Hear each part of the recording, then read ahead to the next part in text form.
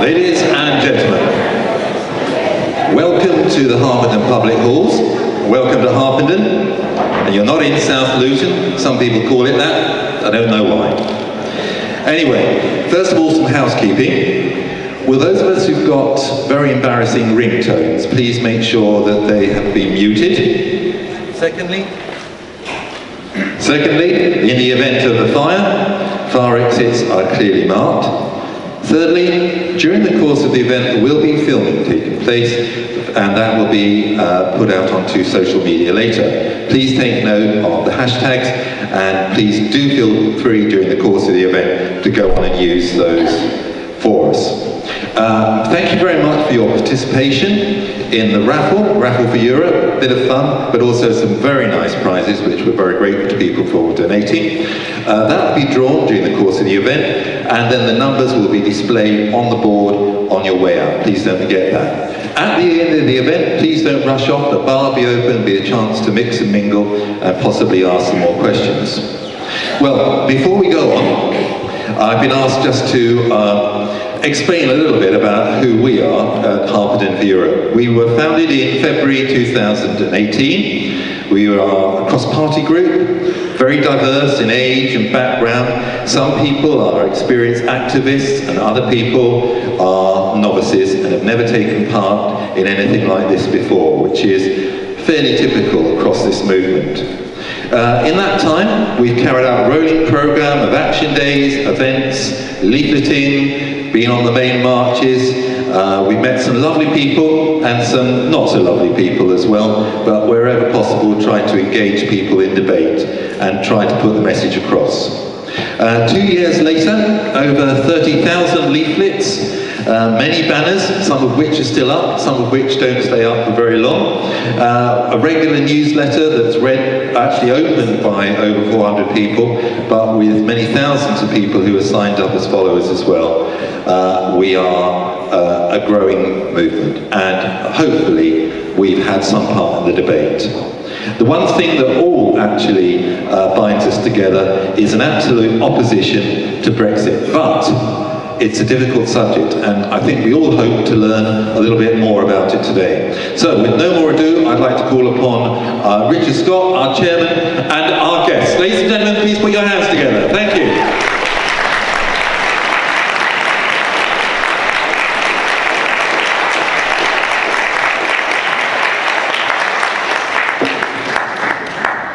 Okay, thank you very much, Tom. So my name's Richard Scott. I'm the chair of Harpenden for Europe. So I've got a very interesting, fun, exciting evening lined up for you tonight. We've got 5 incredible panelists, different people from different backgrounds, with different skills, areas of expertise and insights about Brexit.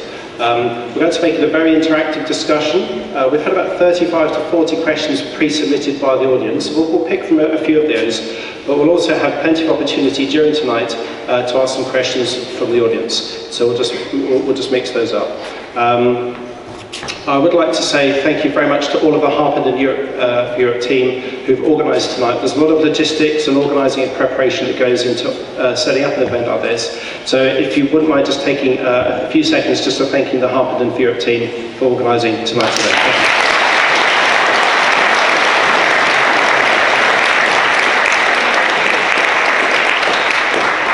Now, I do realise we're competing with an extremely important World Cup semi-final tonight, and I thank everyone for making the difficult choice to be with us.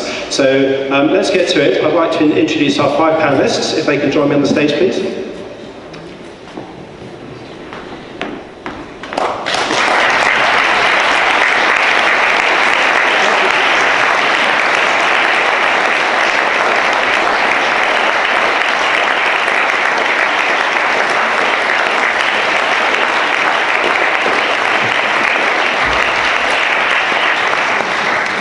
What I'll do, I'll just take a few minutes to introduce each of our guests. I'll start first with Stephen Dorrell, who's on my right here at the end. Stephen is the chair of the European movement in the UK, so I'm absolutely thrilled. The European movement is our parent organisation, so Stephen, thank you so much for taking time out to join us tonight.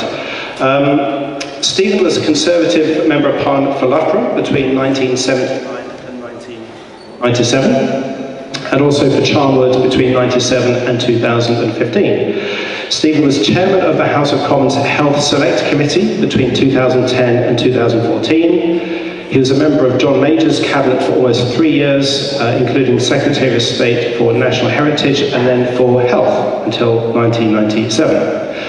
In 2016, Stephen succeeded Richard Corbett as chair of the European Movement, leading the campaign to stop Brexit. And in 2019, Stephen left the Conservative Party to join Change UK and was their lead candidate in the West Midlands list for the European parliamentary elections this year. So, Stephen, a very warm welcome. Thank you.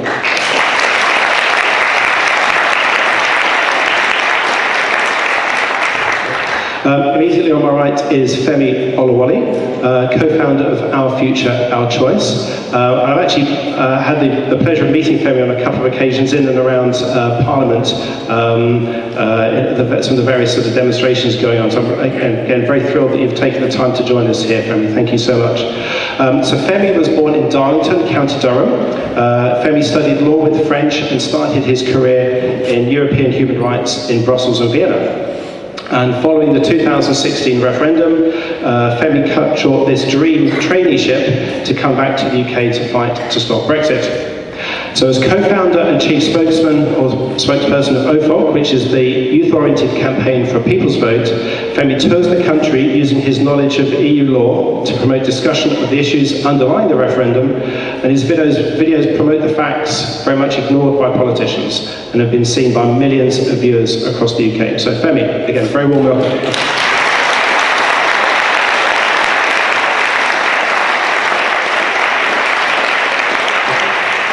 So on my left here is Alex Mayer, and Alex is the Labour former member of the European Parliament for the East of England. And Alex was the Labour MEP between 2016 and 2019. Alex is a member of the GMB, Unison and the Cooperative Party. In the European Parliament, Alex was Labour's spokesperson for the economy and a member of the US-EU relations delegation. Alex has been a member of Amnesty International for over 20 years and works on issues relating to the ongoing human rights abuses in Kashmir. Alex is an advocate for the East of England region, serving on the Eastern Region Europe and International Panel, and is currently undertaking a fellowship at the University of Cambridge Centre for Science and Policy on Regional Political Identity. Alex, a very warm welcome. Thank you.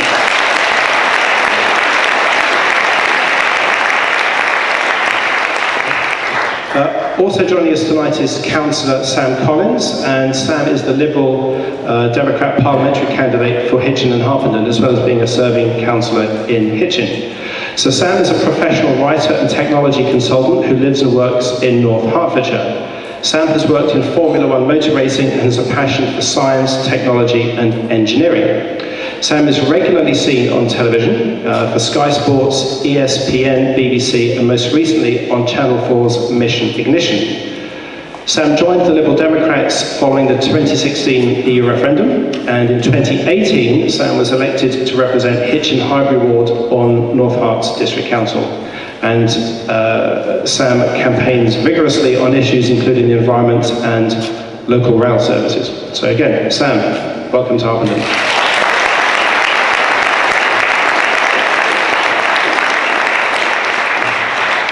And last but by no means least, I'm really thrilled to have Elizabeth Campion join us on our panel tonight. So Elizabeth was born and lives in Harpenden and works as a data protection and privacy lawyer at a City of London law firm. Elizabeth's main interests are constitutional law and climate change, and Elizabeth has recently been accepted for a PhD in those areas by the University of Cambridge.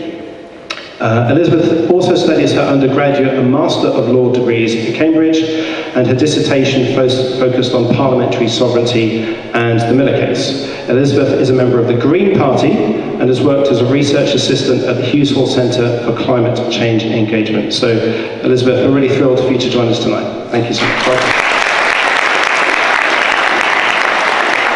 Simple. We've got fantastic panelists, a fantastic audience, and we want to have a fantastic conversation. So what we're going to do is just kick things off with a pre-submitted question. But then what we want to do is to hand the questions over to the audience. We have two people in the audience with radio mics, and I'll try my best with a light in front of me to pick out some candidates, some questioners, and we'll try and get as much of a mix as we can between the audience as we can. So let me ask a first question, and I'm going to ask this first question to all the panelists, but other questions we may just ask them to forward to get around the table. So the first question.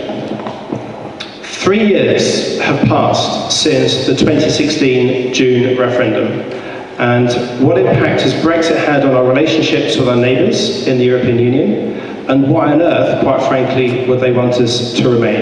And if I can ask that question first to Stephen. You want us to use it?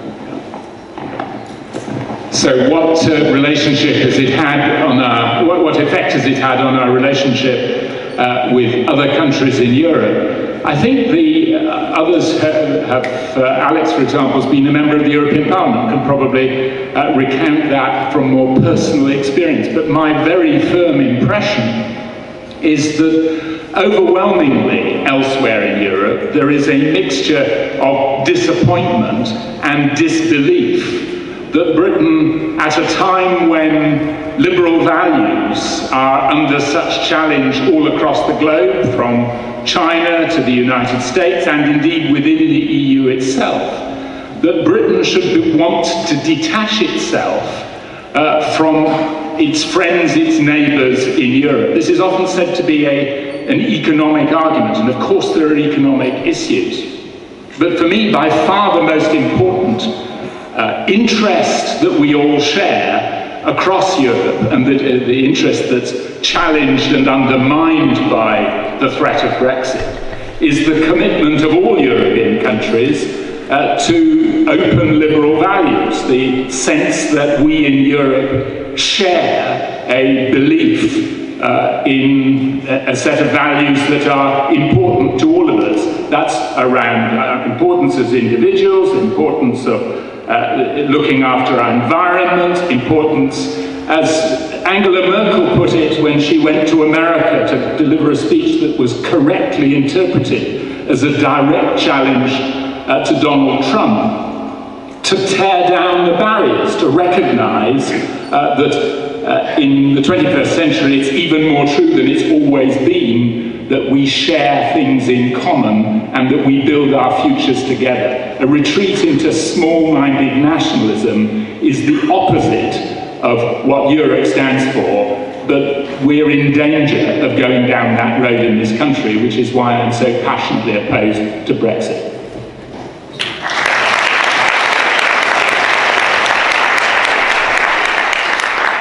I would say that other European countries, the mood has very much changed over the last 3 years. I think if you think back to just after the referendum, and you think what was happening right across Europe, it was before both German and French presidential elections. At the time, there was a real fear about the rise of the far right. There was a thought that the AfD would do very well in Germany. There was the fear that Marine Le Pen might become the president in France. And there was a fear that there would really be a domino effect across Europe, and other countries would choose to do the same and have their own version of Brexit. And the whole of the European Union and all its institutions were really seen as under threat. So I think we started off from a position of fear. That has long gone, I would say. We then, I think, moved on to perhaps a period of sadness, where there was a feeling that Britain was going to go, and there was a period of negotiations to go through. But no one was afraid in the same way anymore, because it was beginning to be so obvious how difficult it was to leave the European Union. Other countries, the far right and the very far left of countries across Europe, who previously had been advocating leaving the European Union, began to do a lot less of that. And so amongst the main centre parties in Europe, I think the mood turned to sadness. I think now it's just turned to frustration. There is no idea whatsoever as to what it is that Britain wants. They're watching the Conservative Party leadership contest at the moment and thinking, you know, what on earth has happened to Britain? as the two people who want to be leader of the Conservative Party are fighting to outdo each other on how Brexit they can be. I think our European partners and neighbours are looking on and thinking, basically, what on earth has happened to Britain? Why would it be that they would still want us to remain? I still think that the vast majority of them do want us to remain, because most of the politicians across Europe do believe that the European Union is inherently a good thing for peace and a good thing for prosperity. But I would also say that patience is running out, and they have their red lines which they're not going to cross. I think that all British leaders need to completely understand the issues, particularly around Northern Ireland, because that is an issue whereby the EU27 are not going to back down, because Ireland is one of those 27. And I do think that there is a desire to get it done, in the same way that there is a desire to get it done in Britain as well. But I do think at heart they want us.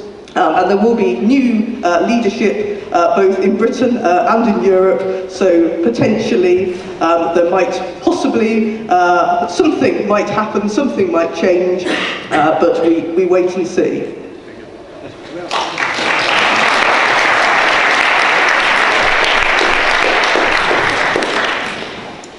I think what I can add to that is, from reading the press, especially in French, there is almost a mood of incredulity, or perhaps going as far as derision in some cases, because what we're doing to ourselves is just so ridiculous, and it's no longer clear why we're doing it. A lot of the aims for Brexit that are currently being articulated are process aims rather than end aims or substance aims. So no deal, for example, is just a step in a process rather than actually being something that we're looking for. So I would add that to what's already been said by Stephen and by Alex.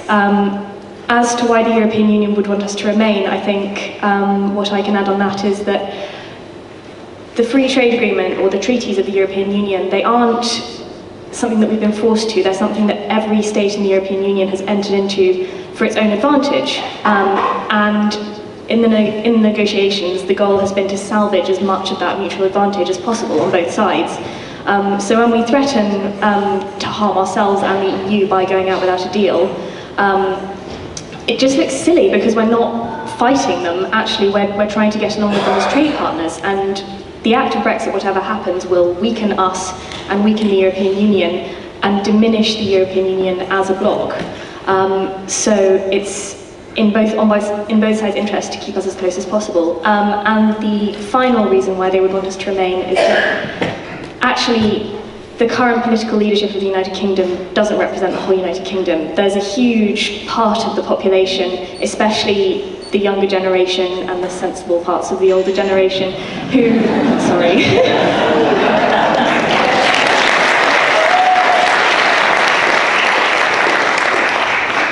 And we're the next political leaders, and we're the next majority of the population of the United Kingdom, and there's so much hope and energy and wish for positive change in those cohorts. So it's in the EU's interest to keep us that part of the UK inside the European Union.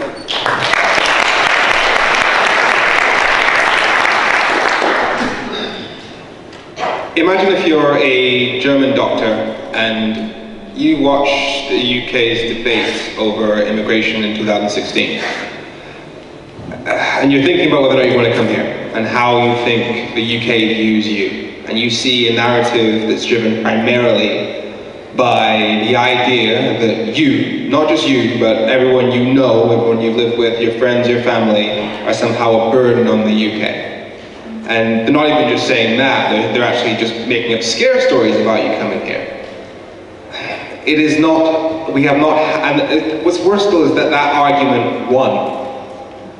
And regardless of whether or not most Brexit voters considered immigration as an issue, even if none of them did, even if they voted primarily on racial reasons that had nothing to do with immigration, you know, from the outside in, that was what dominated the narrative. And so if you're somebody in another country looking at the UK in terms of how it views you and everyone you love, we sent a very, very bad signal in 2016. So we have hurt our relationships with the rest of the EU. Because, I mean, if you just look at, we see North Korea, for example, this is a really extreme example, as Kim Jong-un. But that's not that country. The majority of that country is being trodden under the foot of Kim Jong-un. In the same way, we're viewed through the lens of our leaders. You've got Boris Johnson calling the French turd. You've got Nigel Farage referring to the European friends as our enemy. You've got a whole entire narrative of we have to beat them, we have to show them what's what, and Mark Francois bringing up the Second World War. We have to do better. Today was an absolute disgrace. The Brexit Party MEPs turning their back on the Ode to Joy, the EU national anthem. I was disappointed at the European elections in terms of the result, but also because I was hoping that we'd do better, that we'd learn a lesson, that we understood how important it was to show up to those European elections. Because if we elect Nigel Farage, a party led by Nigel Farage, which doesn't even have a manifesto, then if they're the largest party, we become the country of Nigel Farage. From any objective standpoint, that's who we are in the eyes of the world right now, because that's who he chose to represent us on the European stage. We have to do better than that. So yes, we've done a lot of damage to our relationship with the rest of the EU, but in terms of why they would want us to stay, because as Elizabeth said, they do not represent us. Those people who are on that stage do not represent us. In the European elections just now, 54.5% of voters chose parties who specifically ruled out no deal. And there's no other, and the deal is so hated that that's never going to happen. So we have a country on the whole that does want to stay in the EU. And on top of that, there are European friends and partners. There are friends. And we are, as cliche as it sounds, stronger together. And we've always played a vital role in that European system because we're almost a counterbalance to the influence of France and Germany, almost sticking up for the small member states. We play a key role, so I think they do want us, but we have to do better than we've currently done.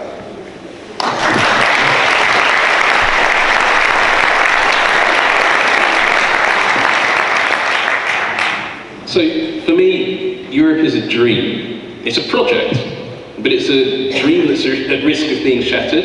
It's a project that's at risk of failing. A few months ago, back here in Harpenden, we had Gina Miller here. We've heard about that already. And at the end of that event, she was asked, what's the biggest contribution the EU has made to Europe since the Second World War? And her answer was really telling. It was one word, and that word was peace.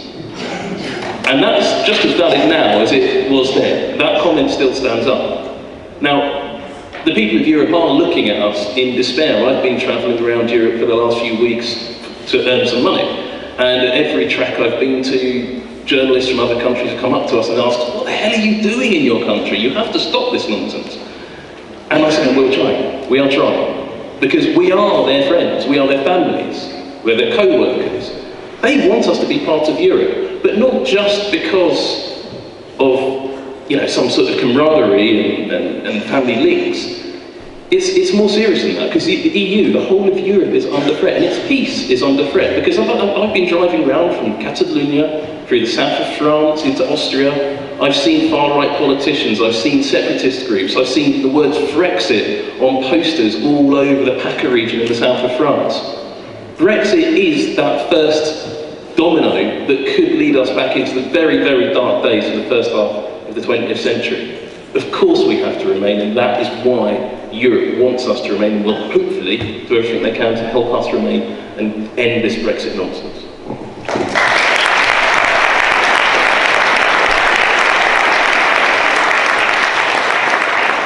Okay, thank you. So I'm going to ask one more pre-packaged question, then I'll throw it over to the audience. So, second question. Now, by the end of July, it would appear that we're likely to have a new UK Prime Minister, courtesy of the 120,000, 97% white, 80% male or something, membership of the Conservative Party.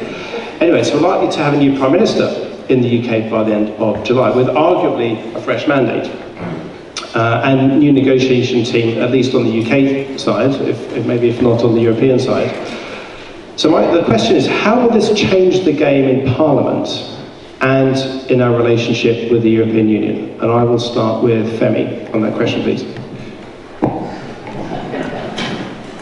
Okay, first on the issue of a fresh mandate. 160,000 Tories do not give the Prime Minister a fresh mandate. The mandate of the Parliament as it currently stands is what happened in 2017. And in that referendum, yes, they say that 80% said Brexit. 80% voted for parties that said they do Brexit. But let's actually break that down. They're counting largely the votes for the Tories, but if you look at the votes for Labour, Labour's manifesto didn't say Brexit, do or die. It said that we respect the result of the referendum, but we will put the national interest first, and it says that the economic benefit, the benefits of the single market and customs union are essential to jobs, and Labour will always put the jobs first. Which means that the votes that went to Labour said that if there isn't a Brexit that protects jobs, we don't want Brexit. Which means that you have to look at the other figures, which is that 54% of voters chose parties whose manifestos explicitly ruled out no deal.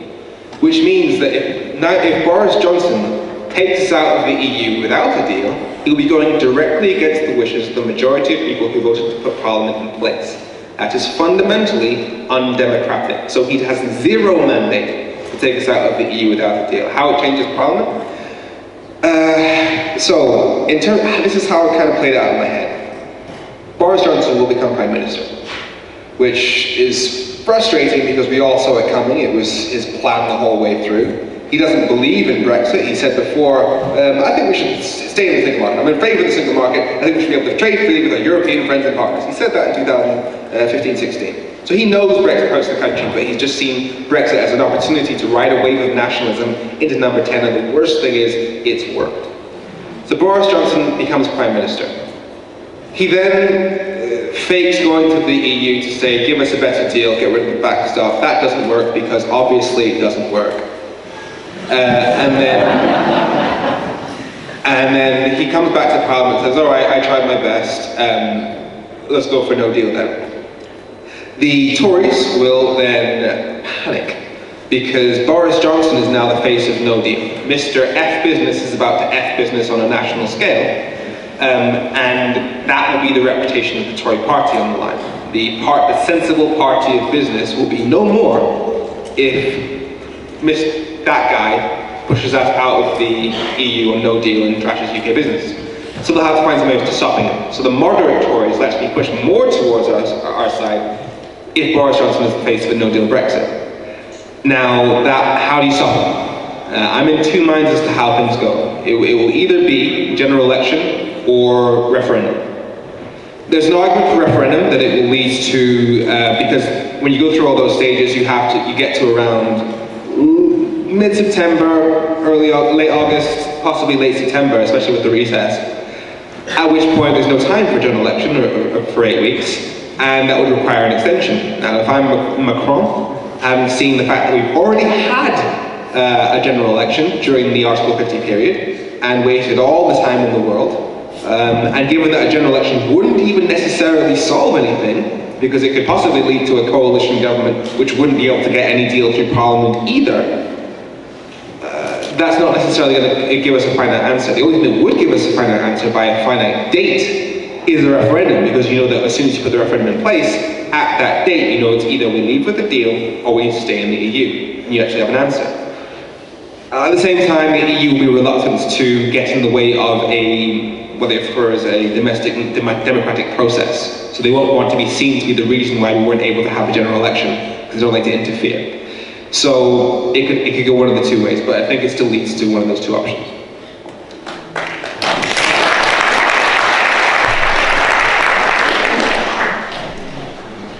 What a question. I mean, I could talk all night about this. I won't, because I've just written a blog post about it, and even I got bored and I go to constitutional law conferences for holidays. I largely agree with what you said, Femi. So I'll just add a couple of extra thoughts on the relative likelihood of a general election or a second referendum. And there is a third possibility, by the way, which currently looks extremely unlikely, but that is revocation. The advantages of revocation would be that we can do it unilaterally. So for an extension, we have to go to the EU27 and ask for them to approve by a majority an extension. And we would have to see a Prime Minister Johnson going to ask for that extension, and there are various things that would have to happen before that happened. So either he would have to do a complete U-turn, or Parliament would have to pull off a trick similar to what it did in March, but in even more difficult circumstances for various reasons that I won't go into in great detail. But that is an option, and just think how we used to think about a people's vote, how unlikely that seemed, say, a year ago, even 6 months ago, and now it's a real possibility and MPs are talking about it, and there's hope for it, so don't give up on revocation completely. Regarding a general election, I think it will be in the back of many people's minds, possibly at EU level, but also at national level, that if there is a general election, the people who will be contesting it will be a Conservative party, either the Brexit party or a Conservative party which has been blackmailed effectively by the Brexit party with a threat to split their vote in many areas, which could result in a Labour majority, versus the Labour Party. The Labour Party isn't massively pro-EU at the top at the moment, so we've got any leader at the EU27 will be thinking, will have that in the back of their mind, what will a general election actually achieve? Because we tend to talk about, for example, a second referendum or a general election. If you're on the Remain side, you get used to talking about those things as if they will automatically result in a Remain majority, or it will bring about remaining in the EU. But we mustn't forget that they're fraught with danger, and that actually there's so much strong anti-EU sentiment out there at the moment. So that will influence the likelihood of an extension and of an election as an outcome. On the other hand, a second referendum, I think, I won't go into the procedural twists and turns, but we do have to think about how we get there, because to get a second referendum, the government would have to put forward legislation in Parliament, it would have to be debated, it would have to get through the House of Commons, it would have to get through the House of Lords, we'd have to think about every single little detail about how the referendum was held, so that's where you get all of these very long estimates for how long it would take to actually hold a referendum. And we haven't really fixed a number of the problems that contributed at least to a Leave outcome the first time round. So the whole Cambridge Analytica scandal, the targeted advertising, the extremely polarising language, the normalisation of no deal and hard Brexit and nationalist sentiment, racist sentiment, for example, strong anti-immigration sentiment, those problems are still there. So I think those are all factors that you have to bear in mind when you're thinking about a game in Parliament. So it's interesting because Boris Johnson's an interesting character, because party doesn't come first with him, his constituency in the country don't come first with him, his career comes first. And I would like to point out that I could make a dig about that being not unusual in this area, but I'm not going to say that. But that's what Boris is going to put first. Boris is putting Boris first. That's a bit beefy. Boris is putting Boris first because that's all he cares about. And actually, Boris knows that no deal is a disaster for Boris. Because if he pushes towards no deal, there's going to be a vote of no confidence. And Boris won't survive that, because there'll be enough Tory rebels for him to lose that majority. It's a very small majority, remember. So Boris will go off, he'll talk all the talk about no deal, but in the end he'll end up having to extend it. But the EU will require a good reason for that extension, otherwise the EU27, who do have to agree unanimously, as you pointed out, won't do it. So then he's going to have to find another way to get this extension. Now, will that be a general election? If there is a general election, well, from the look of the polls, it's going to be good for me personally, it's going to be good for my party, I don't think it's going to be good for the country. Because, quite frankly, it's not going to resolve anything. You're going to end up with 3 big parties, all on about the same percentage of votes, all about the same number of seats, and nowhere forming a coalition as far as I can see it. So that's not going to resolve anything. So the only option I can see that's open to Boris Johnson is to take on a suggestion from that screaming left-winger, John Major, former MP for Huntingdon and Prime Minister, of course. He suggested, quite a long time ago, that we should revoke Article 50 and then hold a people's vote on re-triggering it. Now, if it did come out as leave again, because of that process, I believe, and there's 2 lawyers and 2 legally trained people and a former MEP here, they should be able to answer this one for me as well. I believe that would force the EU back to the negotiating table. They would be obliged to for another 2-year period. And I think that's the way Boris will ultimately end up going, because he'll put his career in Boris first and not go down the no deal route, because that's the end of Boris as Prime Minister.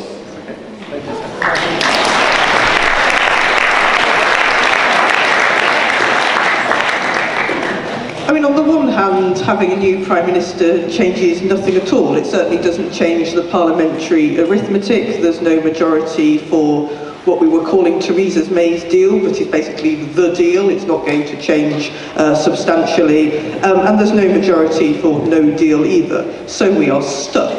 And the two ways of getting out of being stuck are what everyone else has said, either a general election or a second referendum. I sometimes think, as we're here amongst friends, there is a danger of predicting what you hope will happen. And I know the majority of us here hope that there may be a second referendum, possibly even a third referendum if we count the original one which took us into the European Union in the first place. Boris Johnson. I mean, clearly it is a lifelong ambition to be Prime Minister. I would find it strange if he would then gamble it all so very quickly on a general election. He's not going to want to go down as the shortest-lived Prime Minister in history, but I also think that he is inherently a gambler, and he isn't that interested really in our relationship with the rest of Europe. We know that. We know he just plumped for one side rather than the other because he thought that it would help his career. So I think we're about to have somebody pretty unpredictable as our Prime Minister, but I think also somebody who really believes in politics. And I sometimes think that most of the legal obstacles can be overcome because the European Union is a political institution. And rules can, and often are, bent a little to enable things to happen. So I've given up making predictions about what's happening in British, European and world politics at the moment. But I do think that with such an unpredictable person, probably as our Prime Minister, you know, the game is on, so let's play it.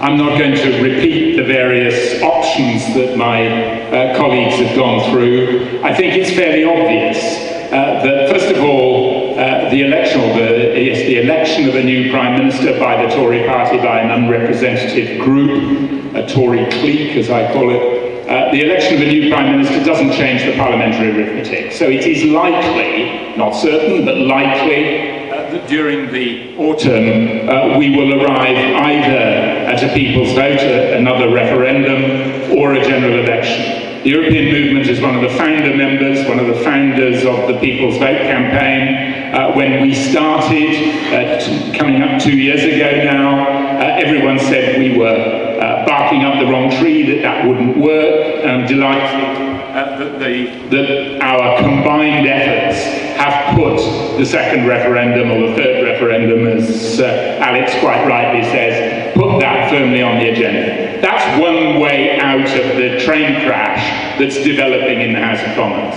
The other is indeed a general election, and I just want to add one aspect to the general election scenario that my colleagues have talked about, because part of the reason why I left the Tory party and joined Change UK, it wasn't perhaps the most successful political manoeuvre I've ever engaged in, but I continue to believe it is right to campaign not just to stop Brexit, but also for political reform in this country, so that we have a more adult dialogue, actually a more European-style dialogue between our political parties.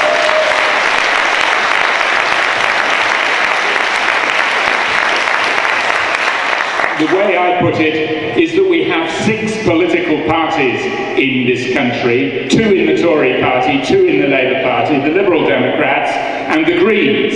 And our constitution makes 4 out of 6 a minority.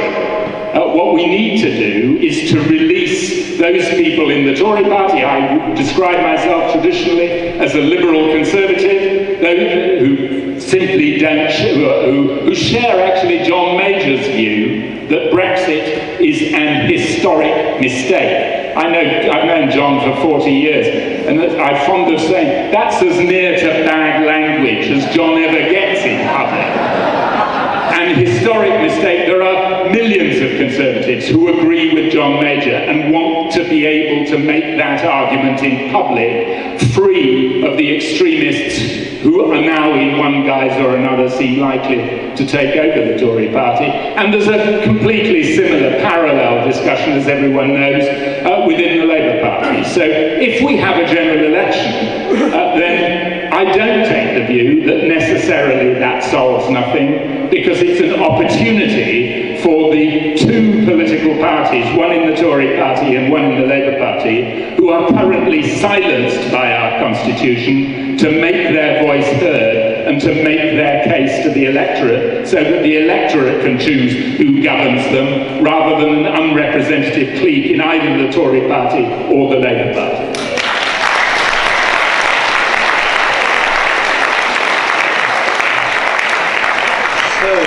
That's our panellists swarmed up with the first two questions. I'd like to open the questions up to the audience now, and let's take them in three. So let's take three questions, please.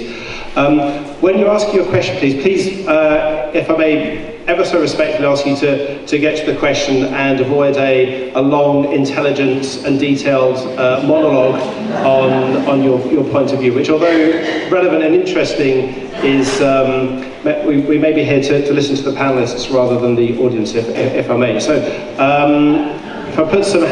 I can see some hands up, there's a lady on the right, on my right-hand side, on the aisle. And there's another young lady just on the second row at the front. In fact, there's three ladies with their hands up, and I'll leave you to fight amongst yourselves as to who gets the microphone. If I could ask the lady at the centre of the audience, please, first. Judith Leary Joyce from St Albans for Europe. My greatest fear now is that we'll get to a people's vote or a general election, and I think there seem to be, from out here, there seems to be as many splits in the Remain side, and I'm not convinced we can win it. I think we've seen twice now that the Brexit party, Nigel Farage, as I'm afraid I will always call him, is able to appeal to the heart with very simple, even if untrue, messages, and I don't think that the Remain side has ever cracked that. So I'm worried that we really can't win it, that the politicians will split the vote and allow the Tories to walk through, and that all of the Remain organisations will keep working just ever so slightly against each other. So what can we do? We're desperate out here. What can we do to help? Okay, thank you.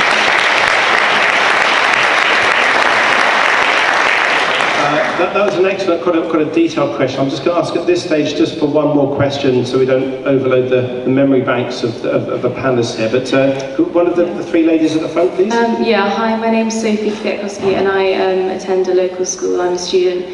And I think kind of this audience, we're all kind of on the same page about Brexit. We're all pretty against it. It's quite easy for us to accept the arguments you're saying, and I agree with all of what you said, but how are you going to present it to the other side, maybe people who voted for Brexit? Like, how can you do that?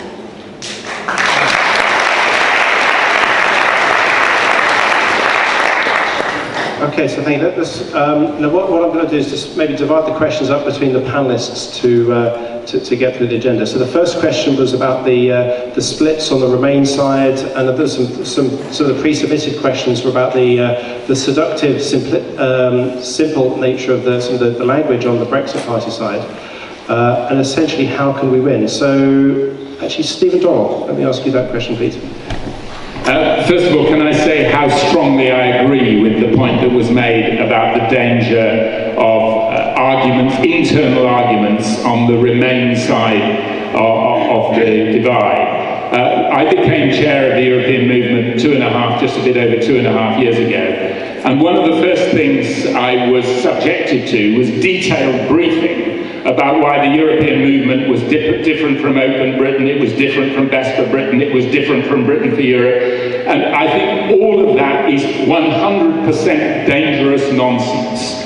As far as I'm concerned, I'm only interested in whether people are in favour of stopping Brexit or not. If they're in favour of stopping Brexit, they are my friends, and I want to work with them to achieve that objective.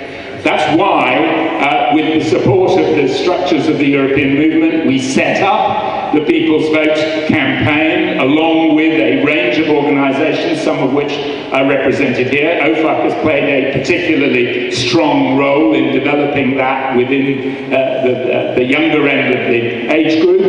There's no point of pride that in the European movement we're not strong with the younger end of the age range, so it's great to be able to work with others who can bring a diverse range of people to make the Remain argument.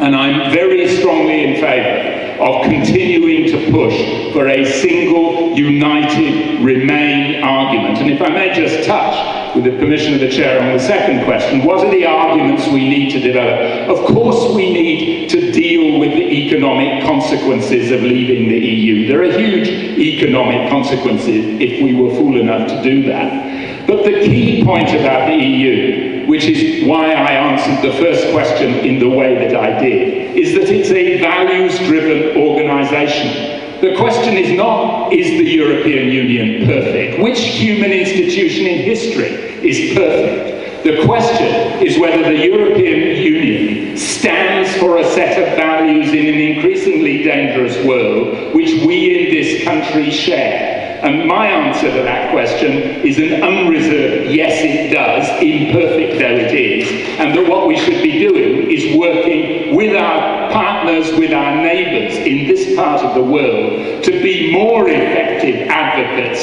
of those values, not undermining their efforts at precisely the time when they're under attack in the world.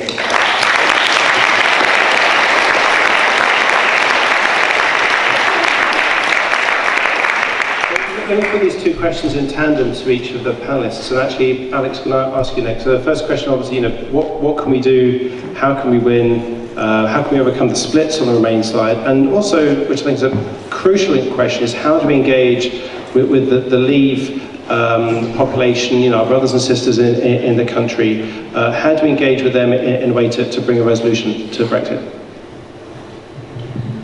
Thank you. And I think I really do agree with Stephen on the need to work closely together. And I do think the People's Vote campaign has been a real success in bringing together much of the pro-European movement. I mean, as a politician on the left, I'm very used to splinters happening all the time. And they even happen within the left in Europe, with, the Labour movement for Europe not liking love socialism, hate Brexit, and all kinds of things like that.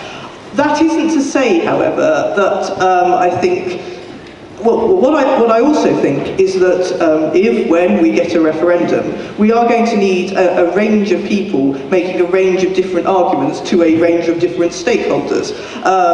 And as somebody who has wandered around the east of England, I know there are many parts of the east of England who are not going to listen to a former Labour member of the European Parliament. And I rather hope that I have some colleagues who will be making the case to the National Farmers Union, for example, to try and get all their members on board, while I try and make sure that all of the trade union movement is full square behind a pro-European campaign, more than they were during the last referendum.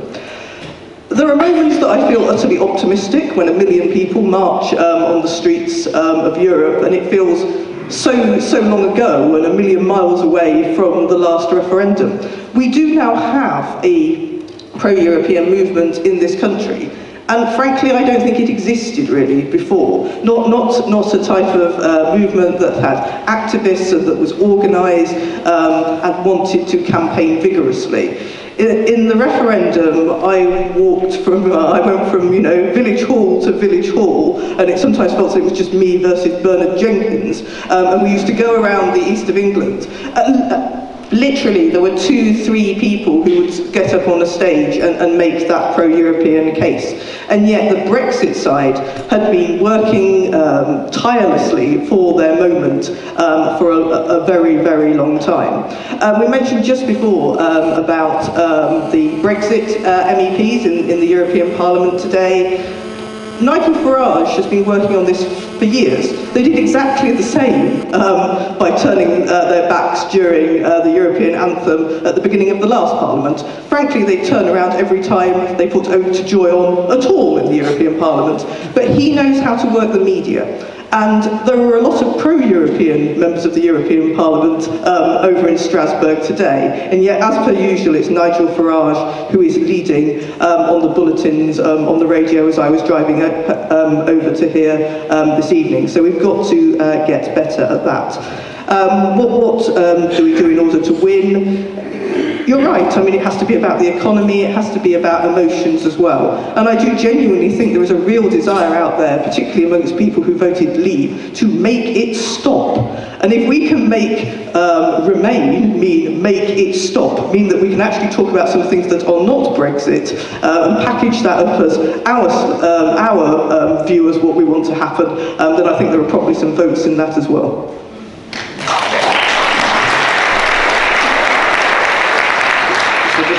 Get the question how can we overcome the splits in the Remain side, how can we win, and how do we engage the other side? So Sam Collins. Yeah, I'm actually really worried about the split. So there's two questions here, and they are two distinct questions. So the first one I'm looking at from being a party political person, and I have refused to be a member of any of the pro-European groups because I think I'm conflicted, but I support all of you. But I'm really, really worried because you mentioned you've got the difference between Best for Britain, you've got the European movement, you've got OFAC, which is a lovely pronunciation of that, and there's lots of other smaller groups. Gina Miller's got a new one going on. Now, if there is another referendum, you're all going to be competing against each other to get the official nomination. And I hope that does. Oh, good, it's good. No, definitely not. I mean, you're absolutely right, Sam, that there will, under electoral law, if there is a referendum, be a requirement for a campaigning organisation. And absolutely, it's our objective, certainly OFAC and a European movement, and I believe, actually, the objective of all, stated with at varying different times, to be part of one joined-up, united campaigning organisation, because otherwise we will lose and deserve to lose. Well, that's really refreshing to hear, and I really hope you're right, because that's absolutely what we need. We need a single message in a referendum, and that's not a party political message, that is a message of a single Remain voice. Now, to answer Sophie's question, I think it was Sophie down the front row here, now you were talking about what messages do we need to talk about, and in the previous referendum we talked about the economy a lot, we talked about losing Euratom, we talked about losing Erasmus and all of these things. Now that message cut through in certain places, it certainly cut through here in Harpenden, and it cut through in other parts of the country, but it didn't work in Essex. It didn't work in Sunderland, it didn't work in all sorts of other bits and pieces around the country. But I've been out knocking on doors, doing the things that we've done with the local elections and the European elections recently, and I'll be carrying on, I'll probably bothering all of you if you live in this area in the next few months as well. Apologies for that in advance. I don't really want to be talking about Brexit. I don't really want to be talking about Remain. Everybody knows I'm a Remainer, I'm a Liberal Democrat, of course I'm a Remainer. But I want to be talking about school funding, the lack of funding for our schools. I want to be talking about the problems in our NHS. I want to be talking about our terrible rail service. But all of these things are being held up by Brexit. But not only that, the messages the Leave campaign used in the run-up to the referendum, and are still using now, are all about those things. They're all about our health service, they're all about education, and they're all about blaming Europe for all of the problems in those places and all of the problems in our country are blamed on Europe. And actually, what we need to be going out and talking about why Europe and the EU is good for our education services. Why is it good for the NHS? Why is it good for our train service? It sounds like a bizarre thing, but actually those trains are German. Think of the increasing cost of the parts on those Siemens 700s when they stop working, which they do quite a lot. And all of the other areas we're looking at, those are the messages we need to be out talking to people about, because this is what affects people day to day in their lives. And that's what's going to make a big difference. And the fact that certain types of pasta are going to get an awful lot more expensive in Waitrose, and that's a message that will be really popular here in Harpenden.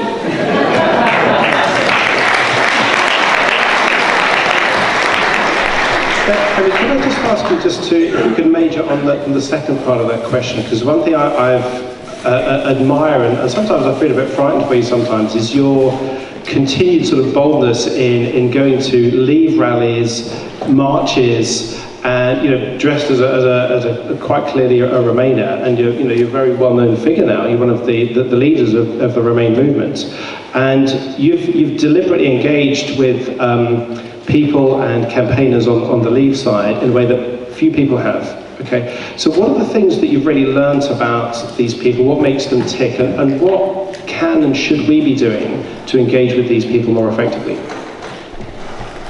I often start a lot of these speeches with a joke which I stole from Ricky Gervais, which is that when Brits go abroad, we don't tend to do well speaking other languages. We will go to a French restaurant, say, do you have chips? If that doesn't work, we'll say a bit louder, do you have chips? If that doesn't work, we'll smash the place up, contention and knowledge, we've tried our best.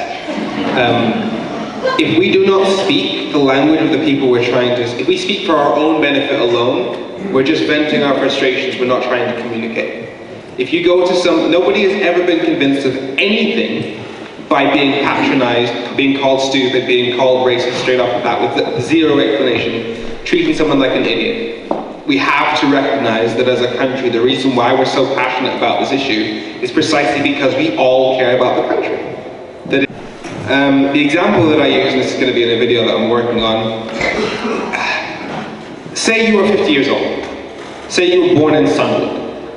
And when you were a kid, when you were about 10 years old, your dad lost his job because Margaret Thatcher closed the shipyards. And so you've hated the Tories your entire life because they cost your dad his job. You've watched for the whole of your life London get more and more technologically developed, more investment, the London Eye went up, the Millennium Dome went up, they have an underground tube system which hasn't been seen in Hull for a while.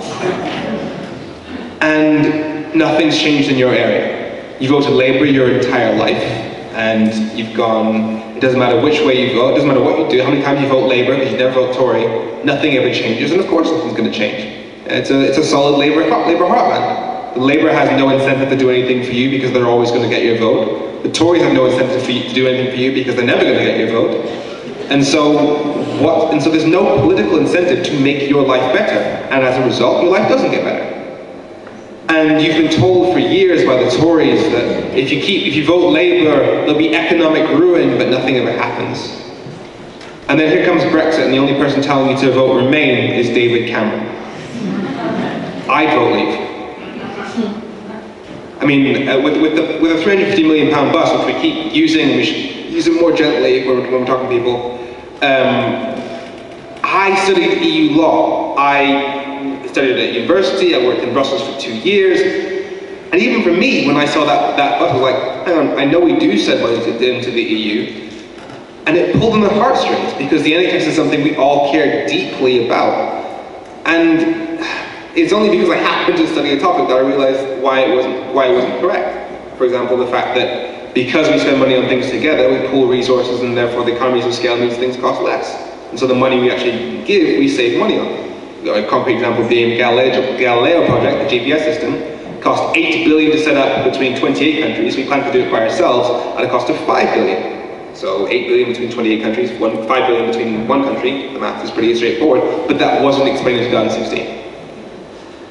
Now, when I go to speak to Brexit voters, I do not come and speak to them with, here are my values, here's what I think, here's why you shouldn't have voted for Brexit. I ask them what they wanted from Brexit. I ask them, and the majority will say sovereignty. So we've got two options here. We've got a deal, which you all hate already, because it means we follow the rules of the EU but don't have a say. So that's less control, and you vote for more control. Or you have a no-deal Brexit, which goes against everything you were promised in 2016, and would result in basically us, well, the phrase I use is, the UK is much greater at the head of Europe than at the feet of Donald Trump.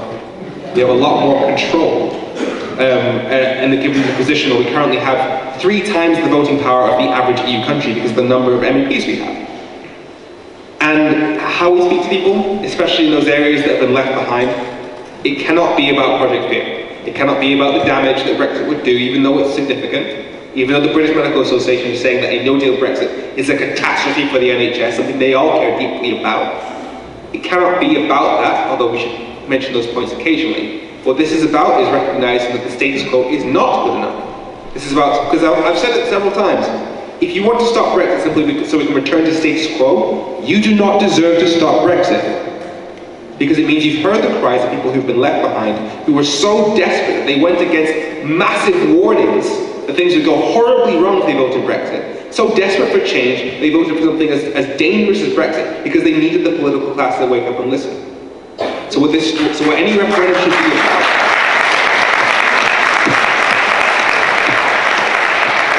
what any referendum should be about is actually saying, hang on, we need to fix the country. We need to start investing in the places that have been left behind.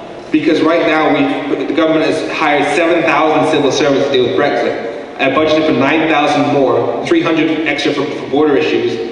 Not doctors, nurses, or teachers. Not investing in the NHS, not building houses, not fixing our electoral system so that votes actually count.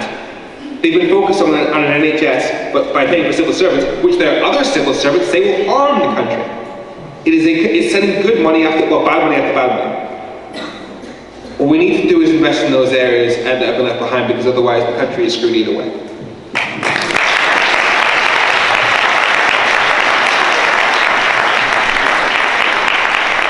Okay, so thank you. Let's get 2 more questions from the audience, please. Someone's helpfully dimmed the lights.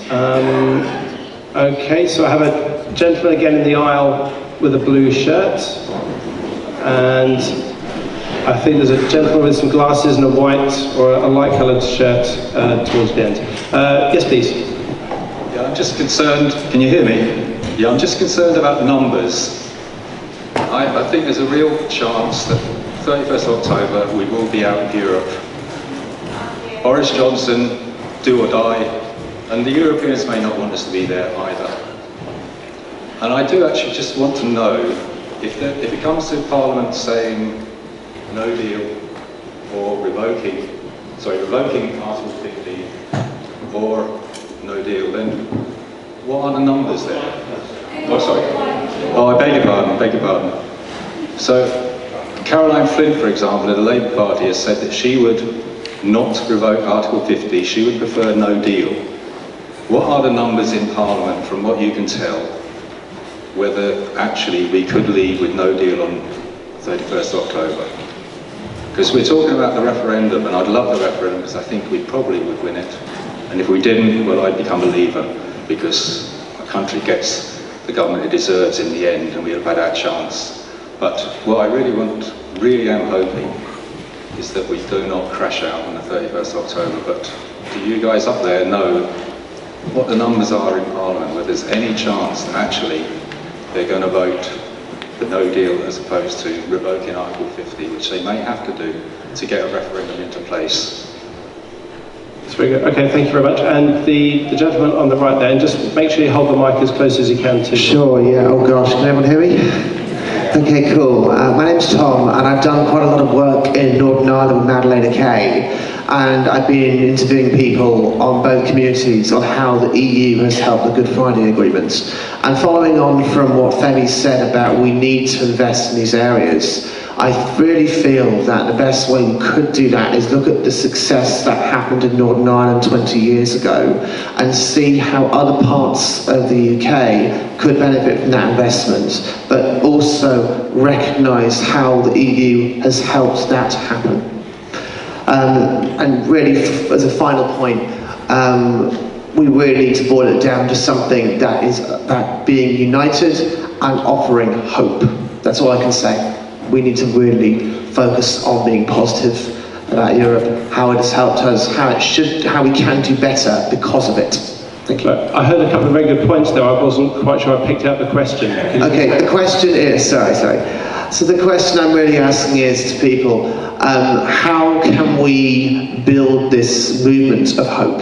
How can we target people so we can connect on their level and say that there is a positive argument to make here? Now, it might look different in different parts of the country, I accept that, but how can we do that?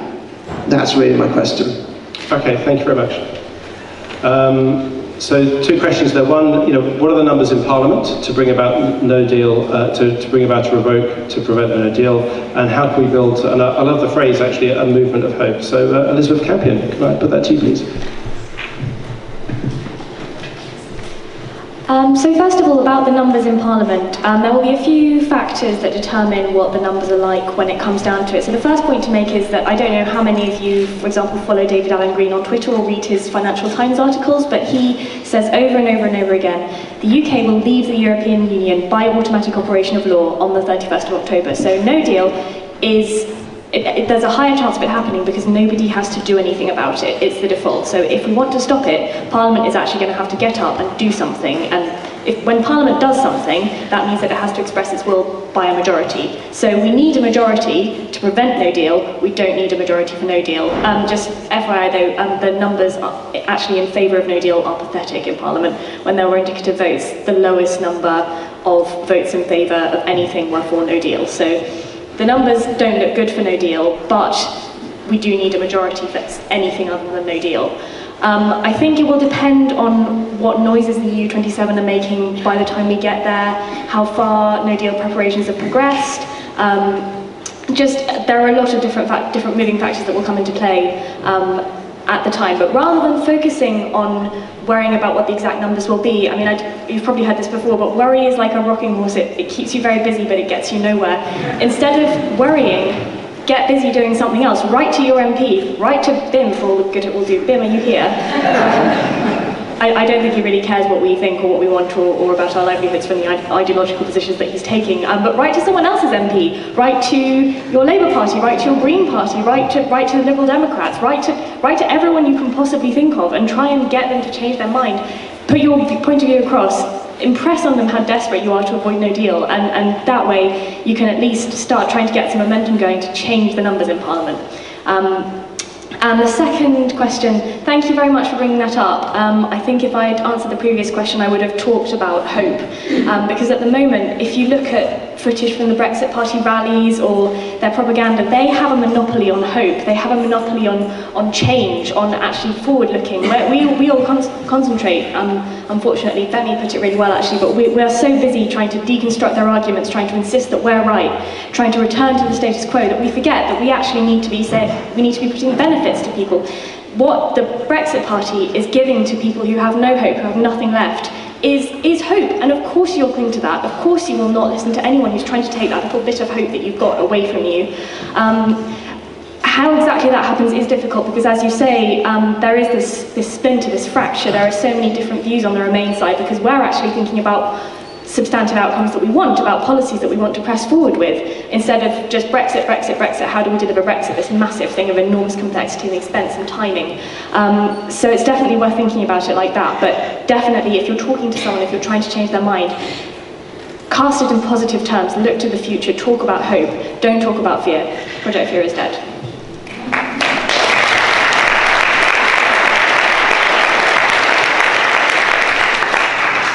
So I'm going to answer the first question, which is about the numbers in Parliament for revoke versus no deal in a very unpolitician way and simply say, I don't know, is the answer. I genuinely do not know what the maths looks like. I think Elizabeth's right that the no deal is a very small number, but that means you have to trust what politicians say. Now we've seen some politicians say they'd do anything to stop no deal and then do the exact opposite in Parliament. Repeatedly. And so you have to trust them what they say. Then you have to trust the party whips to give them the freedom to do it. That's not going to happen.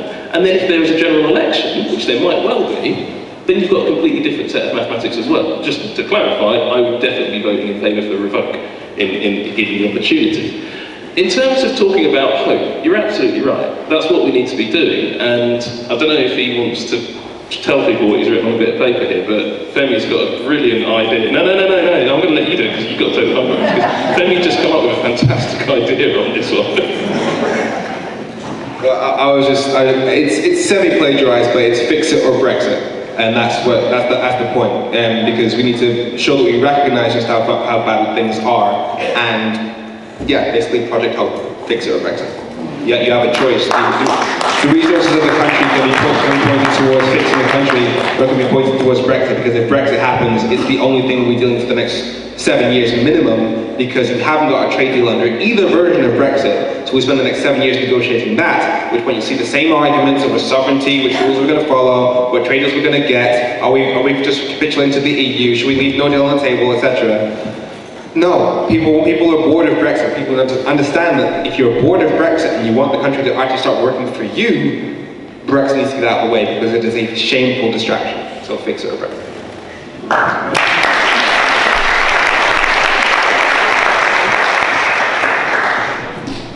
I just want to sound a mini note of caution as well. I have my own story as during the referendum campaign, when I was with Hilary Benn and the Labour In for Britain bus that had pulled up in, it was a red bus as well, it's the least famous red bus of the campaign.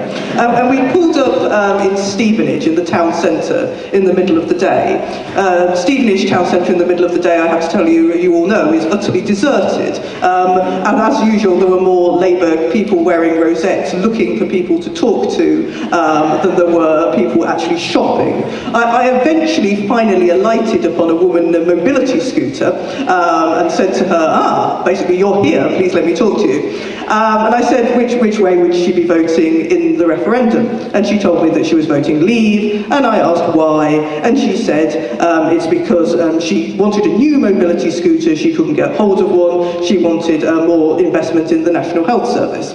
Now, I tell this story all the time at different events, and then I go on to say, well, therefore what we need is a general election and invest in our National Health Service and build more council houses and make the trains work again by putting them into public ownership. And I get claps and applause.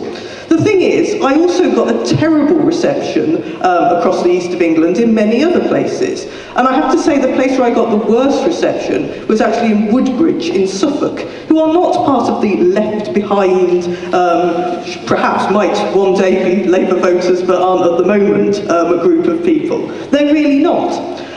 They were perfectly well off, in the main, Tory white voters, and they were voting Leave, all of them. And I think we've got to make sure that we don't just think it was a vote of the left behind.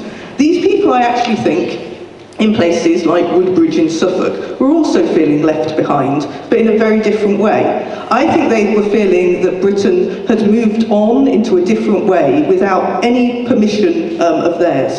And I found that in market towns right across the east of England, Norfolk, Suffolk, Essex, Hertfordshire, Bedfordshire, you name it. There are swathes of people out there who voted Leave, and I don't believe have changed their mind at the moment. And I think we need to make sure that we've got a message for them as well. In terms of the arithmetic in Parliament, I think it does matter.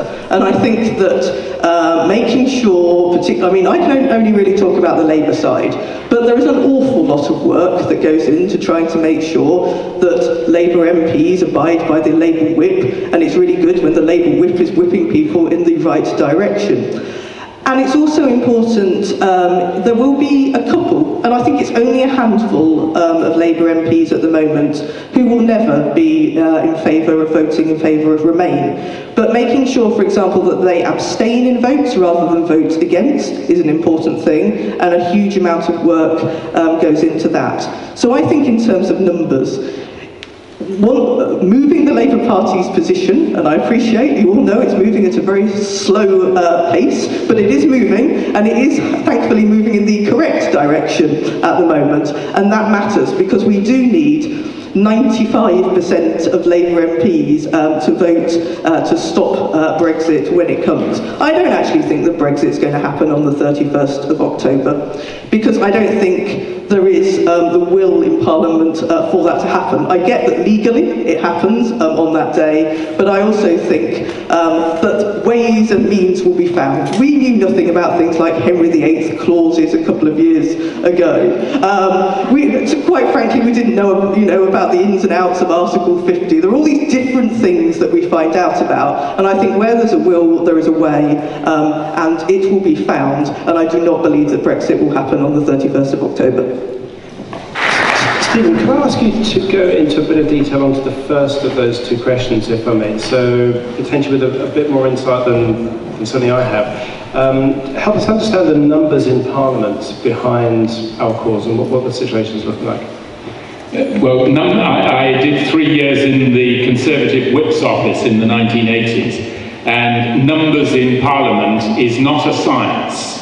It's something that it's very hard to predict on the night the vote is taken, never mind months ahead when we don't know the precise circumstances. We all know that there is a big majority in the House of Commons that says it will vote against no deal. I didn't hear the interview, but I understand the current Chancellor of the Exchequer, Philip Hammond, gave an interview today which came quite close to saying he would not vote for no deal. Now, when members of the current cabinet are indicating that that they are potentially prepared to take parliamentary action to block no deal, that is, I think, significant, and Philip isn't the only one who's hinted in that direction. Tobias Ellwood, as you know, not in the cabinet, but was talking about there being significant numbers of Tory MPs, including ministers. I don't think he was expecting it to include the Chancellor, who would vote to block no deal. So I think it is possible to see how, provided, as Alex quite rightly says, we can rely on all bar a tiny number of Labour MPs, I think it is possible to see how you can build a parliamentary coalition against no deal. I think the other point that we need to develop as well is the argument against the deal. There's only one deal that's going to be around. It might have a little bit of window dressing, but there's not going to be a fully renegotiated deal between now and the 31st of October. There's been a huge amount of talk about the Irish backstop, but we need to develop the arguments against the rest of what is proposed in that deal. This is not a deal for Britain's future. This is a deal to get us out of the EU completely blind. It is a blind Brexit. No word there, certainly nothing binding about the future relationship, which is why Femi is 100% right to say that if any form of deal, dressed up deal, goes through before the 31st of October, what that's committing us to is launching ourselves over a cliff into a fog and years of discussion between ourselves and the rest of the EU about the future relationship. Any idea that leaving on the 31st of October closes down Brexit as a political subject is the diametric opposite of the truth. Furthermore, it's also, of course, worth remembering that the deal that was negotiated by Theresa May, not only does it deliver nothing in terms of certainty of this country's future political and economic relationship with the rest of Europe, the one thing that is clear is that within the terms of the transition arrangement, actually an open-ended transition arrangement because of the backstop, within the terms of the transition arrangement, we continue to be subject to laws passed by the EU. The only thing that we've changed is that we have no voice in the development of those laws. So the deal, if the two options between now and the 31st of October are on the one hand no deal, we know the arguments against that, and on the other hand some form of warmed up deal. It isn't just about the backstop, it's about a whole range of arguments of uncertainty, of a commitment to a long-term uncertainty, and during the transition period of a position where we have no say in the development of laws that apply in this country. It is the very opposite of take back control. So those are all arguments that we need to be developing as the new government starts to evolve its policy. Can I just make one other point so we don't lose it? Because the gentleman at the back mentioned Ireland, and there's a word that hasn't yet come up in our conversation this evening, which is Scotland. And I think it's hugely important to understand that within the United Kingdom there's a great tendency for this Brexit argument to be conducted outside Scotland and Northern Ireland in terms that are exclusively English. And if you're a Scottish voter, or if you're a Northern Irish voter, and indeed Wales is in a slightly different position. Which is why I was going to come to Wales later. It's actually closer than Scotland or Northern Ireland, closer in every respect to where we are here. But in Scotland and Northern Ireland, Brexit is an English project. And if you're, in particular in Northern Ireland, what you've suffered from is decades of civil disorder, finally brought to a close by a deal that opens the border and delivers a social and lived experience across the border that protects the identity of Northern Ireland, but doesn't distort the economic and social life of the island of Ireland. And what is proposed is something that must inevitably reintroduce a border that has been abolished and introduced against the wishes of the majority of the people of Northern Ireland by imposition from England. And if you understand anything about the history of Ireland, you must understand that imposition from England is not a good place to start from. Similar experience in Scotland. Think about Brexit as something imposed on Scotland by the English. And then remember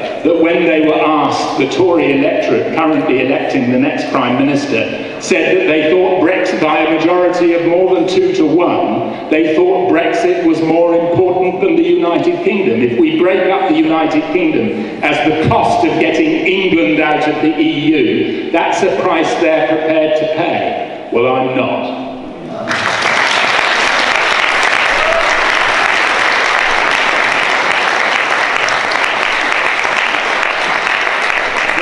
Take two more questions, please. Yes, one of the other young ladies at the front. I'm going to try and see to that. There's a lady right at the back in a white top, I think on the back row. Can I ask the lady at the front, please, and then the lady at the back? Okay, hi everyone, my name is Maddie, I'm a student in Harpenden. I think in the Brexit debate we have a tendency to look backwards. I think, especially this side of the debate, we look towards 2016 more than we do towards the future, which I think, personally, we can't win unless we look towards the future.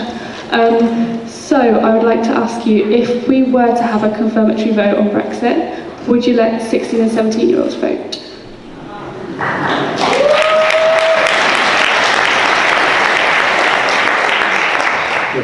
Let me just take the second question from the lady at the back, please. Hello, thank you very much for a very interesting discussion so far. I've really been enjoying it.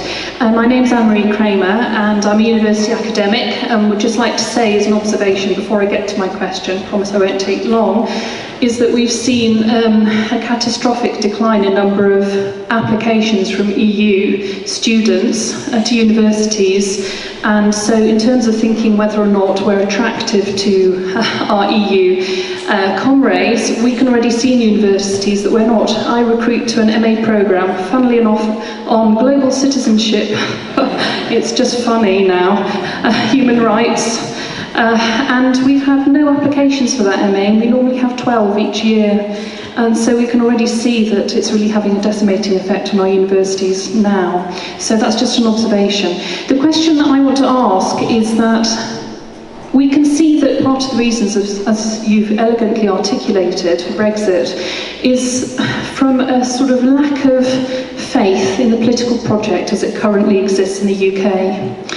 And my question to you is really to say, how then, when, as you've all said, Brexit arises from this lack of legitimacy of our political institutions, do we then use those same political institutions, be they political parties, be they a kind of coalition of different European organisations, to put together something that people can believe in, that isn't just about ideology?